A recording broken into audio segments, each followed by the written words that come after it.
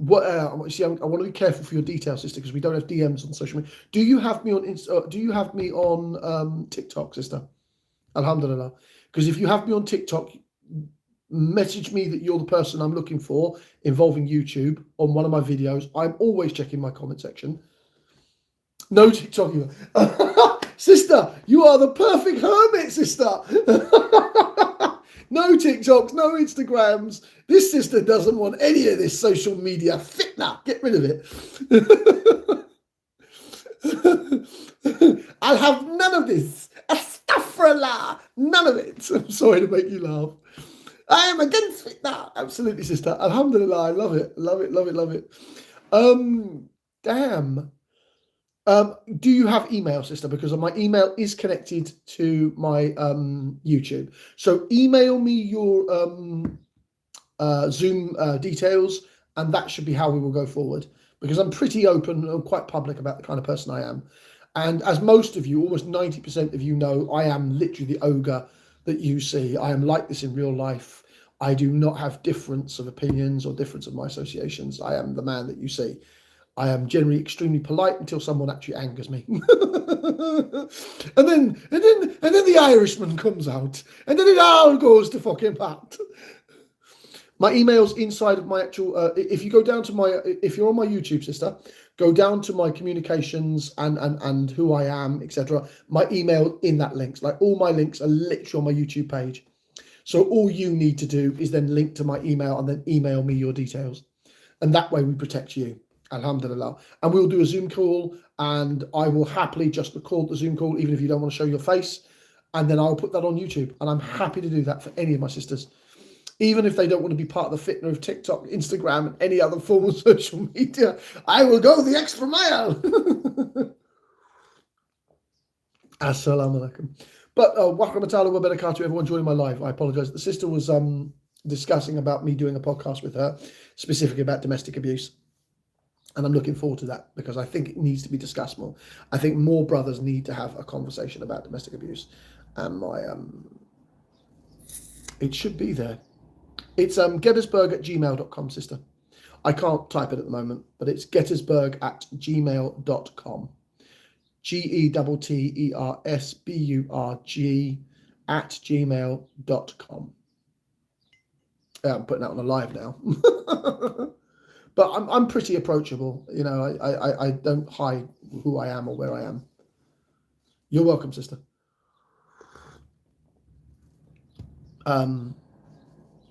Yeah, no, 1,000 subscribers. I don't know. Thank you, sister. 1,000 subscribers. I was quite shocked at that myself. I was expecting it to take longer. Alhamdulillah. So it seems that I'm starting to make some traction ground here on YouTube, which I'm glad. I'm trying to post at least 5 times a week now. And today, instead, I've decided to go on a live on Thursdays. And I used to do lives on Thursdays. Some of it, I mean, stay away from my TikTok, sister. Stay away from my TikToks. Because that's the real ogre, OG, coming out there. The Al-Aqsa Mosque, the attack on the Al-Aqsa Mosque in Jerusalem. And we need to find a strategy and a theoretical point of view on how we deal with it, on how we address it. My tassels look like I'm wearing earrings. Stuff for Allah. It's trying to bug me a bit. And we need to discuss on how we as an ummah assist our brothers and sisters specifically. And the right wing are doing it. And I was just discussing that it's not real, and its population categorically refuses to even police these right wings. You see, now, if these attacks were going on a holy place anywhere else in the world, even in Europe, pray 5 times a day, post 5 videos times a week. Yeah, that's the plan. That's the plan. But overall, to speak of the engagement and lack thereof of how that nation refuses to engage its population, refuses to deal with its right-wing lunatics. I mean, we hear of children getting massacred in this country on a regular basis, and the courts are lukewarm at best at policing it. And this is why we call this an apartheid system, because, and I wanted to get into a bit about what apartheidism is. Apartheidism is when you have unofficial and official legal channels that exists for one group, I don't even need to name these groups, and another set of rules, and quite often is codified and legalized for another group. You see, one group has unspoken benefits, direct support, etc., as well as different types of police forces. And this is a finite example of exactly how they operate. Assalamu alaikum, VT, welcome to my live. And the lack of accountability in It's Not Real's population. They accept that these are the kind of things that their settlers are going to do. And when pressed about it, they say, oh no, we don't believe that. But they don't do anything about it. They not only just keep electing the same people time and time again, they also don't protest over the settlers' behaviour. You don't see your average Israeli going out to protest about the disgusting behaviour of their settlers. They don't do it. You see, in Britain, when there was the shooting of that Brazilian young man, the streets of London were swimming with people. Innocent Brazilian man shot dead by British police officers. That's it. The country went mental. Absolutely mental.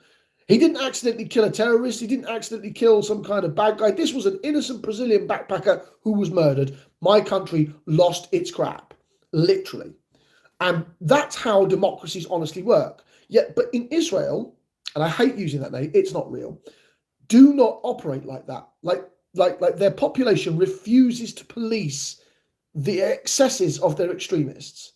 Now, in some regards, we're guilty for that because the Tory party are absolutely taking a mothering load of a crap over us and have been now for absolutely months and years even. I mean, let's be fair, Boris Johnson's got to go. But when talking about populations being responsible for their democracies, their so-called democracies, because I don't perceive Israel as being a democracy. For it to be democratic, it has to be accountable to its population. And its population has to hold their political elite actually accountable, which they don't. You see, this is the whole point. The only time that country's people come out to deal with it is on the voting days. That's it. There's very little protest. There's very little disunity. Of the 8 million lawful citizens inside of Israel, they believe unquestionably that their government can do as they please. Because they know they've got America's got their back. And Europe is too cowardly to stand up to America. And I think fundamentally we need to make more and more actions, deeds, and actual implications in Europe to force a political confrontation with America. To the point where the European states say, look, if you keep aiding Israel, we will start cutting back trade. We will start damaging. And we have enough physical ground force that we can do this in Europe. We can. It is entirely plausible that we, the European Muslims, can pressurize the European politicians to take action against America's interests here in Europe, to the point where it becomes expensive for America to actually continually support It's Not Real and continually get away with it. You see, we've got to start putting a price tag. We've got to start actually making this expensive. We need to make that government and their ally America realize, is this going to be worth the financial cost that the Europeans and their Muslim citizens inside of Europe are going to exert on us? Because if we, and I'm not talking about protests, I'm talking about actually engaging the politicians. I'm talking about sitting down and saying to the politicians, look, you want my vote? You need to start putting pressure on It's Not Real by putting pressure on America. Okay? Because America does not rule Europe. We have proven that time and time again. We have proven that we can and will stand up for them for moral reasons. Yes, on a military alliance point of view with what's going on with Ukraine, it's a messy, messy situation. But that doesn't mean we should ignore what's going on in Alaska Mosque in any way, shape or form. And we, the Muslims, have a finite amount of political clout that we can apply. Now, I don't want the Ukrainian people hurt in any way, shape or form. Please, I hope they live successful lives and they throw the occupiers out of their country. But I am Muslim first, and I need to look after the Muslim people first. And my brothers and sisters in Palestine have been suffering for absolute decades of an occupation. And I need to do something about that. So from my point of view, we need to be able to build connections and then enforce our will upon those of our politicians. Because if we live in a democracy, we, the Western Muslims, are capable of exerting Islamic democratic voice. for the benefit of our Ummah. And saying towards politicians, you want my vote? I want you to help start resolving the Israeli problem. And we need to be starting to be blunt with politicians about that. And we need to have our communities gathering and saying that you're going to lose X amount of thousands, 10,000, 20,000, 30,000 votes across Europe, unless you're willing to start talking about the problems in Palestine. And we must exert this kind of force. And we must be willing to stand our ground on these matters. And actually to ignore the fact that there are local issues, fuel bills, food bills, etc. Because if we do not start taking seriously our brothers and sisters, remember their land has shrunk horrifically, land that was set aside for them in this pile of crap, the Belfold Agreement, has been gobbled up by It's Not Real for decades. Absolutely legal settlements up and down their entire bloody goddamn country. And the world does nothing. So it is time now that we, the growing population of Western Muslims, need to exert political pressure on those that are the politicians and say to them, without any reservations, if you want my vote, I need you to make a guarantee towards dealing with It's Not Real. Whether through embargoes on America, their trading partner, making it more expensive for America to do business in Europe, by public pressure, by openly speaking out against the war crimes that are literally being done in front of your face and you're bloody ignoring them. And we need to speak like that. We need to be willing to speak like that. And we need to be absolutely clear-cut and unquestionably willing to put our foot down and say, you're not getting our votes until we see change. And I think the European Muslims do not understand that that is a very powerful tool to hold. Because our population is climbing just by conversion. Ignore all the garbage they say in the press about how we're having millions of babies. They have no idea how we live and how conservative we are in wanting to raise good children and righteous children, not numerous children. Having a righteous child is worth 10 babies in any way, shape or form. I'd rather wait to have the righteous wife. This is a key reason why I'm not married or have children yet myself, because I am looking for the righteous woman that will allow me to have righteous children. And that has been my case even when I was Christian. And hence why it was so difficult. Because, let's be fair, Christianity has a lot of holes in it, especially inside of its communities now. And it's being eaten alive by Western ideology and liberalism and leftism. And alhamdulillah, I came to Islam to avoid that. So let us be absolutely frank. To help our brothers and sisters, we must be willing to ignore our immediate problems and start forcing our politicians to acknowledge the far problem. And Europe can, it absolutely can. The politicians of Europe can apply unbelievable levels of pressure on both America and Israel, and that's just pure economical. Even if European politicians started talking about the Israeli problem and how the apartheid government is going on, that would be an enormous change in upon itself and worthy of our vote at this junction. Because at this junction, most Western Muslims do not want to vote. They seem to follow this hardline point of view of don't engaging in democracy. Alhamdulillah, I disagree with that, because there is good that can be provided from which of the evil parties you wish to engage in. And in reality, we need to be conservative with our votes and say, look, you want our vote, we want something out of you. And what we want is for you to deal with to apply pressure on the Israeli lobby groups. And that is a fundamental reality that people need to understand. We must be willing and able to actually start working as a cohesive ummah here in Europe. And cohesion is very important. We must not be afraid to actually sit down and talk to each other. And this is a critical point of view because there is a lot of divide inside the British Muslim community.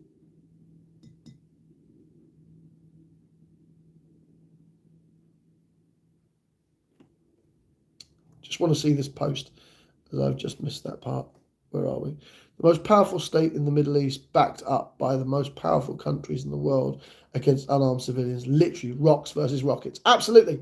Absolutely. And that's why I'm saying whatever help we can provide is going to compound their powers. Because let's be fair, our brothers and sisters in Palestine are defending their homes with rocks, with stones. You know, so brave are the Israelis, you know. They're defending themselves with rockets and domes against people who literally have rubble and they're still using the rubble to defend their homes and what's left of their land.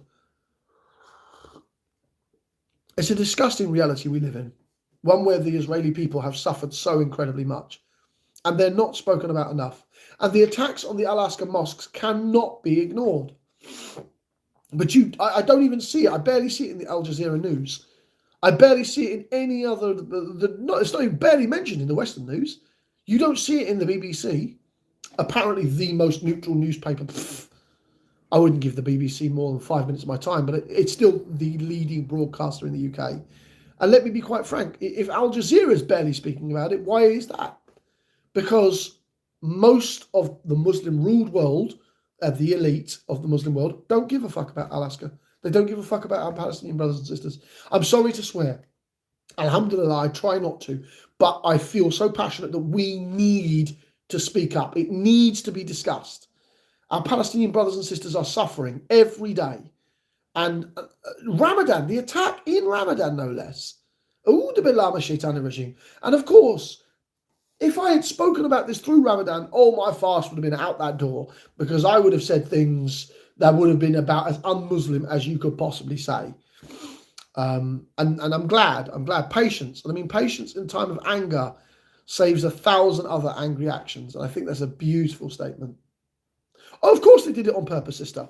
Alhamdulillah, they always do it on purpose. And as I remember specifically, one of the very famous Dawah people on TikTok saying that you could set your clock on when the Israelis are going to actually attack us. They start spamming how great Israel is and how democratic it is and how much it's defending democracy and is the only democratic state. And he was literally said, you can set your clock, because when those videos uptack, that's when the attack is coming. So it's orchestrated like they want the media press already before them, before they start their actions. Oh, absolutely. We know it's going to happen, but this is how you explain it to your Western friends and the Western allies we have, which I know aren't many, but we do have some. We can mention it to them. When you see an uptick in pro-Israeli propaganda, that's when an attack is going to come. And when you start dotting these lines for Western allies and they see the data streams, they then know when to recognise to see it and act upon it. And alhamdulillah, by you bringing this towards their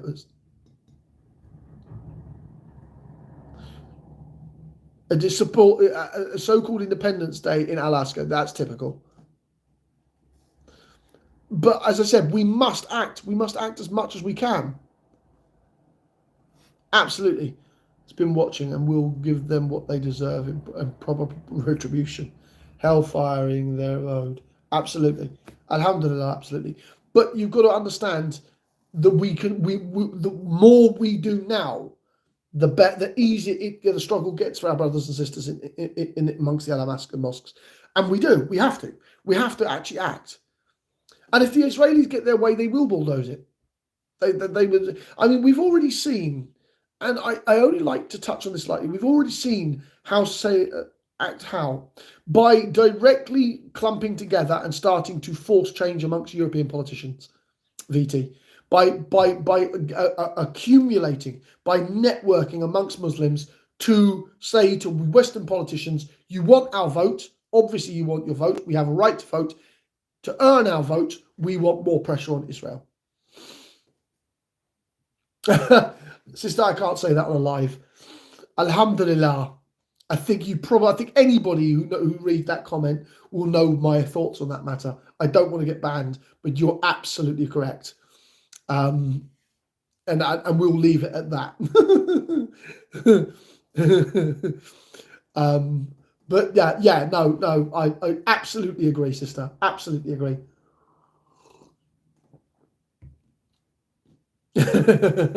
But like I said, I absolutely don't disagree with your comment. But the whole problem is the lack of leadership inside the Ummah. The Ummah is fractured. And the idea that you can unify the Ummah around one creed, in my opinion, is crazy.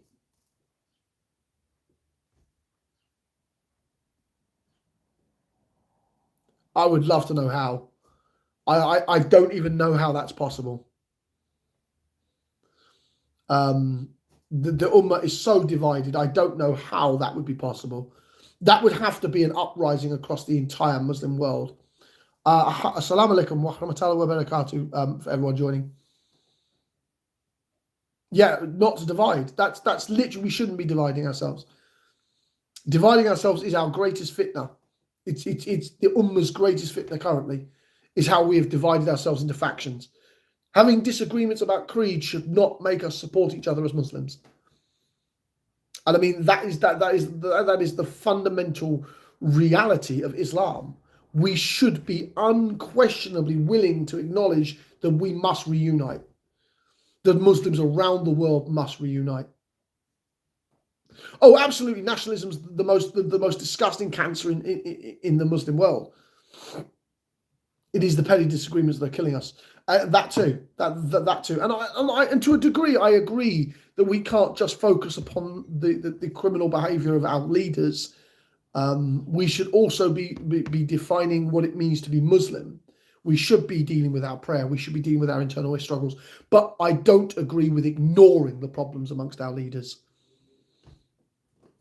Ancient Semitic method of counting which part? Okay. And extremism as well. Extremism will fall to the side as soon as the Ummah reunites. Grace, sister. Yeah, no, extremists amongst Muslims, absolutely. That will fall to the side. The more you, when this fractured Ummah starts, because I can speak my mind on YouTube. TikTok, I can be censored extensively.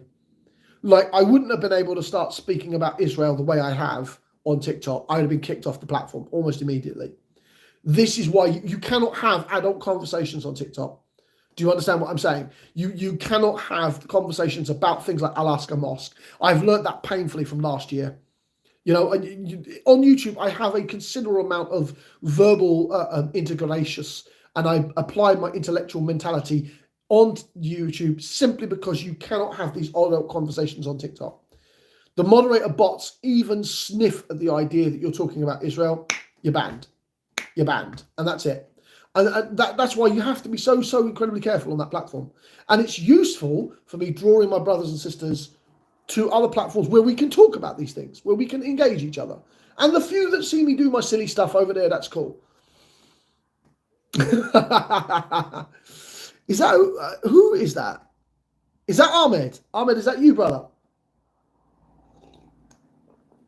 I have a funny feeling that's Ahmed. Very few people remember me as Psycho Lockwood these days. I really have transitioned. I thought it was you, Ahmed.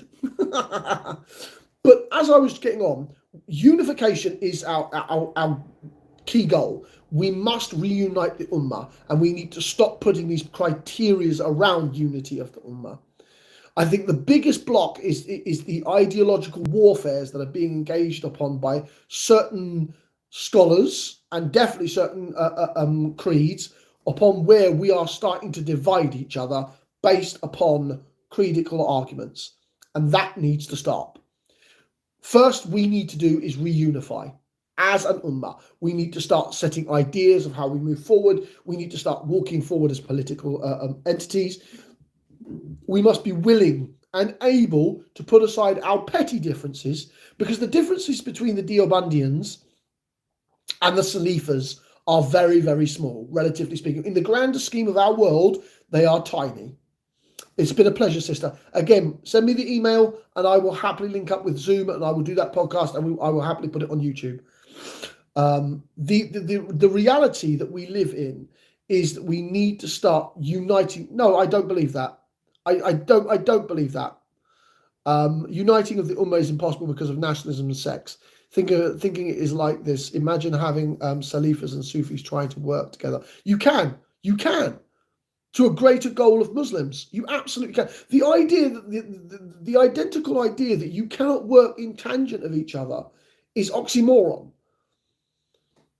You can. I'm sorry, Ahmed. You really can. You can sit there and unify. You could have Sufis and Salafis literally shaking hands for the benefit of Palestinians, for the benefit of our Kashmiri brothers and sisters.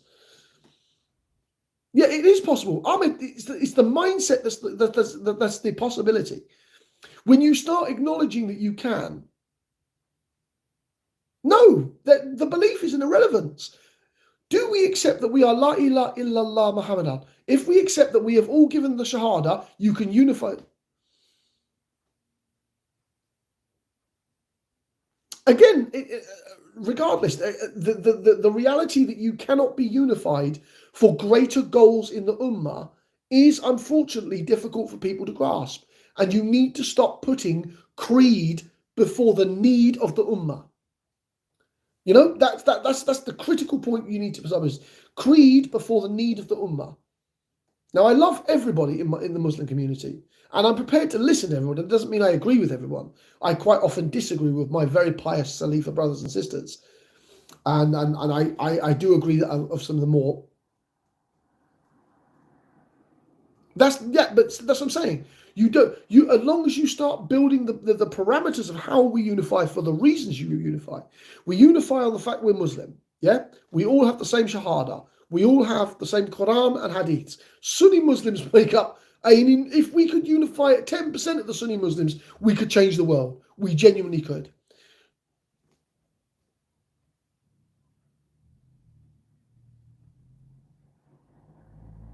I disagree. I fundamentally disagree with that. When you understand the goals in us, when everyone is taught that we are unifying for the goal of protecting our Palestinian brothers and sisters, our Kashmirian brothers and sisters, our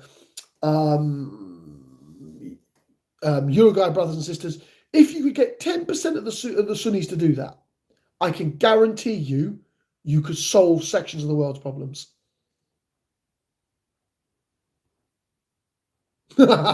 Hypothetic. Oh, I see, Ahmed. You're saying, oh, intellectually it's plausible, but in reality, I don't buy it. Ahmed, you're a bit too much of a realist, brother. If you can believe, if you can visualize a path forward, you can therefore lead your brothers and sisters forward. There is nothing wrong with conversations about that. But reality is what matters, though, bro. Cynic! I called you cynic.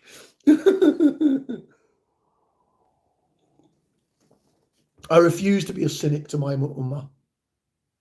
We try to highlight the Palestinian cause. They try to divide us. In absolute honesty, we need to start maintaining a unified front. That is where we will get ourselves right.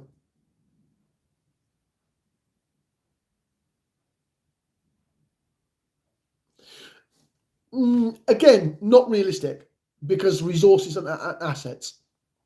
Even if you had all the Muslims in Britain do that would be unproductive with our time and resources, because we wouldn't have either the equipment, the material, the manpower, or the ability to defend ourselves from the skies.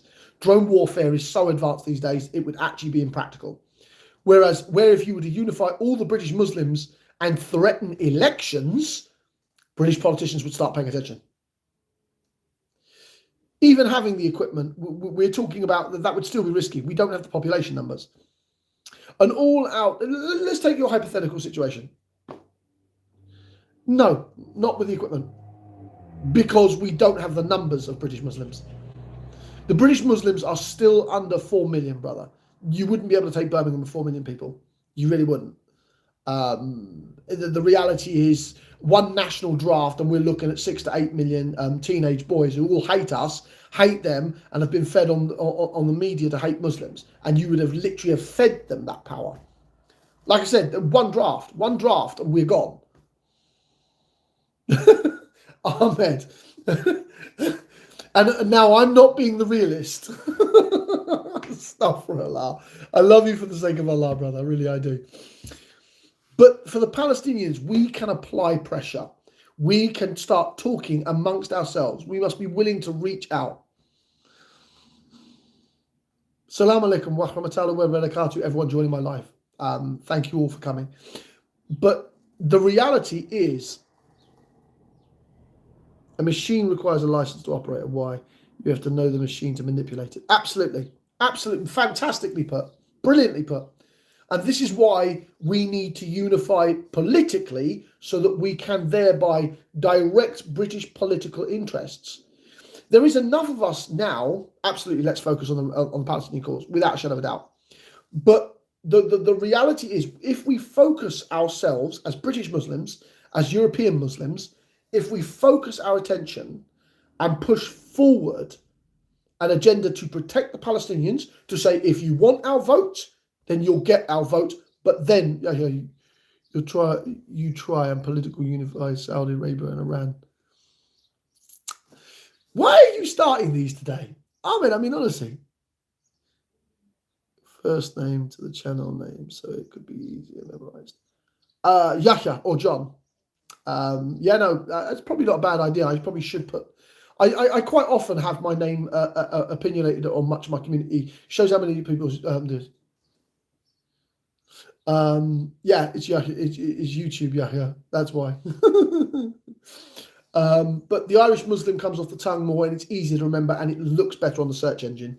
So that's why I put the Irish Muslim, because I was following things like Brother Hajj and Brother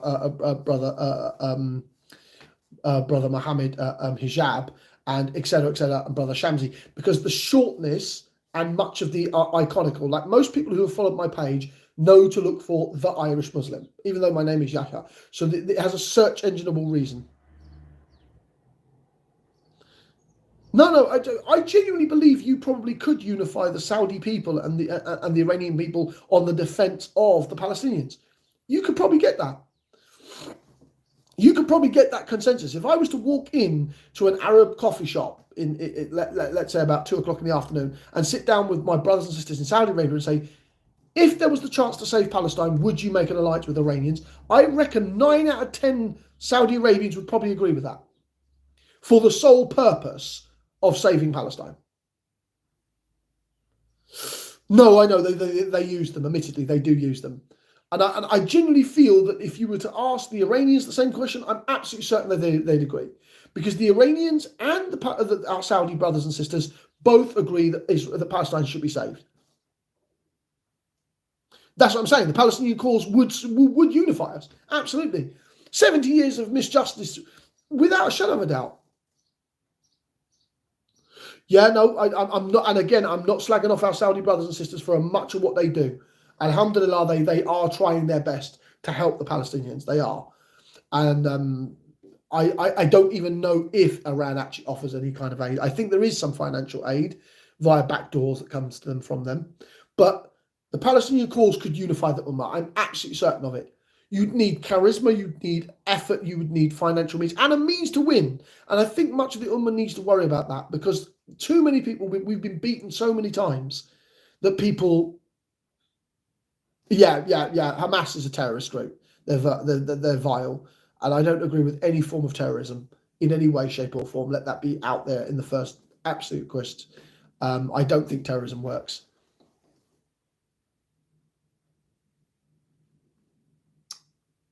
Anyone remember hadiths about extreme enemies destroying Ummah? Plague, virus, famines destroying Ummah, internal fighting, disunity Ummah. Yes, we are disunified. And this is why I think unity is now more important than any amount of creed. In that regard, I am a Unitarian. I believe that a unified Ummah will solve a lot of our problems. We can gather as a group, as a collective, we could unify ourselves. And I think that's a critical position to hold. People don't realize that is an incredible stance to stand on. And a unified Ummah in protection of Palestine would send shockwaves across the world. No, I'm not saying that they don't have a right to defend themselves, but it's not what they're doing that's defending themselves. Our Prophet made very, very clear on acts of warfare. Let's be fair about this, Raccoon. Our Prophet made very clear instructions on how we are to wage war. We are not to attack women and children. We are not to use fire. We are not to burn down property. Our Prophet was very clear about how warfare was to be governed. And every single terrorist organization on the planet has disobeyed the Prophet on the matters of warfare. Yeah, that's another thing I don't particularly want to discuss either.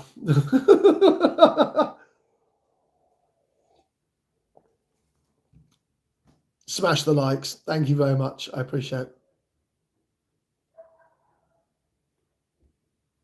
This is true. This is true. Turkey does speak up about it, even though they don't actually do something about it. And they have made backroom deals with Israel. and people need to be willing to actually admit that this conversation goes on. This has been an extremely intellectual live, but unfortunately I need to get ready to go out because I have got to get myself to Gloucester. No, I think that's unfair. The Turkish people believe in the cause. The Turkish people genuinely believe in the cause.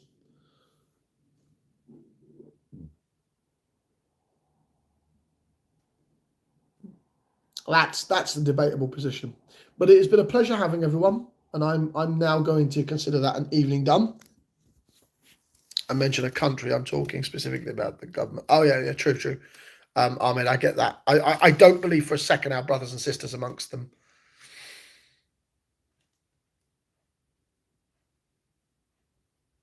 Because we did acquire a media. It's called Al Jazeera, and eventually they bought their way through it. Al Jazeera is no longer the media of the Muslim world, and I've come to that conclusion. They now have their own agenda, their own financial needs, their own wishes. So yeah, we've lost media support for that very reason. Yeah, they do. Though they were launched in good intentions, I believe, Ahmed. But they're not anymore. Alhamdulillah, I'm going to skedoodle. It's been a pleasure having everyone, and thank you very much for coming for my live. I hope to do one again next week, but soon, very, very soon, for everyone still on my live, I am going to Speaker's Corner. It is going to be this month. Alhamdulillah, I intend to be in Speaker's Corner and seeing what's going on, and I'm really looking forward to that.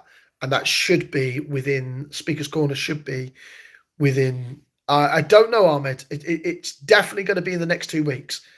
I will probably message everyone on TikTok and Facebook and Instagram about when I'm going, but I don't know precisely the date at the moment.